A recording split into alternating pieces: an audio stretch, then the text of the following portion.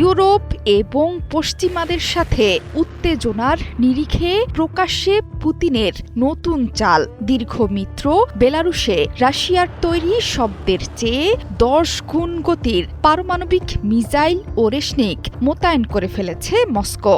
এই মিসাইল ইউরোপের সাথে ভবিষ্যৎ যুদ্ধে পুতিনকে এগিয়ে দেবে ঝড়ের গতিতে। অর্থাৎ এই মিসাইল ইউরোপের সাথে সম্ভাব্য সংঘাতে সরাসরি লক্ষ্যবস্তু করার ক্ষমতাকে করবে আরও শক্তিশালী। মঙ্গলবার এক বিবৃতিতে এই ঘোষণা দেয় বেলারুশের প্রতিরক্ষা মন্ত্রণালয়। তারা বলছে, দেশের নির্দিষ্ট এলাকায় কমব্যাট ডিউটি পালন শুরু করেছে রাশিয়ার ওরেশনিক মিসাইল ব্যবস্থা। এদিন হাইপারসনিক মিসাইল ব্যবস্থা মোতায়েনের একটি ফুটেজ প্রকাশ করে মন্ত্রণালয়। এটিকে ওরেশনিক সিস্টেমের প্রথম প্রকাশ্য প্রদর্শন বলে জানিয়েছে রুশ রাষ্ট্রীয় গণমাধ্যম তাস। প্রকাশিত ভিডিও ফুটেজে দেখা গেছে জঙ্গলের মধ্যকার সড়ক দিয়ে নিয়ে যাওয়া হচ্ছে ওরেশনিক মিসাইল। এটিকে ঢেকে রাখা হয়েছে সবুজ রঙের নেটে। যদিও বেলারুশের কোন স্থানে মিসাইল ব্যবস্থাটি মোতায়েন করা হয়েছে সেটি রাশিয়া বা বেলারুশ কোনো দেশই নিশ্চিত করেনি। Ракетный комплекс заступил на боевое дежурство своевременно. এই মিসাইল ব্যবস্থা নিয়ে আগেই গর্ব করেছিলেন রুশ প্রেসিডেন্ট ভ্লাদিমির পুতিন। তিনি বলেছিলেন, এটি শব্দের চেয়ে 10 গুণ বেশি গতিসম্পন্ন।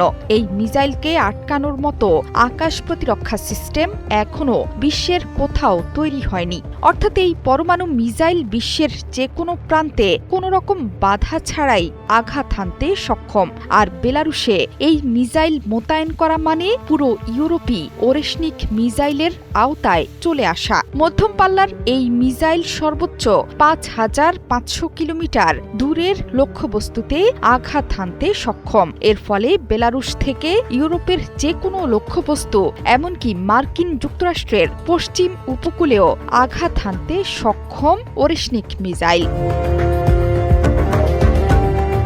গবেষকরা বলছেন, সম্প্রতি ইউক্রেনকে মার্কিন নেতৃত্বাধীন সামরিক জোট ন্যাটোর কয়েকজন সদস্য এমন কিছু মিসাইল সরবরাহের প্রতিশ্রুতি দিয়েছে যেগুলো রাশিয়ার একদম গভীরে আঘাত হানতে সক্ষম। গোপন এই তথ্য পুতিনের কানে যেতেই বেলারুশে ওরেশনিক মোতায়েনের সিদ্ধান্ত নেন রুশ নেতা। Должны быть устранены все первопричины кризиса. ওরেশনিক মোতায়েন করেই চুপ করে বসে নেই রুশ প্রেসিডেন্ট ভ্লাদিমির পুতিন। নববর্ষের ভাষণে আরও একবার সাফ জানিয়ে দিলেন যে ইউক্রেনের বিরুদ্ধে চলমান যুদ্ধে বিজয়ী হবে রাশিয়া। যুদ্ধরত সৈনিকদের নায়ক আখ্যা দেন পুতিন। অন্যদিকে নববর্ষের বার্তায় ইউক্রেনের প্রেসিডেন্ট ভলোদিমির জেলেনস্কি বলেন, তার দেশ শান্তি চাইলেও দুর্বল বা আপোস করে কোনো চুক্তিতে স্বাক্ষর করতে নারাজ।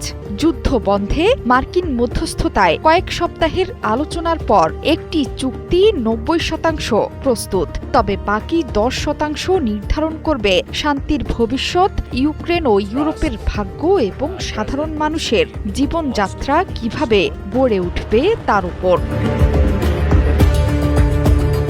জোহরা চৌধুরী, সেতু 71।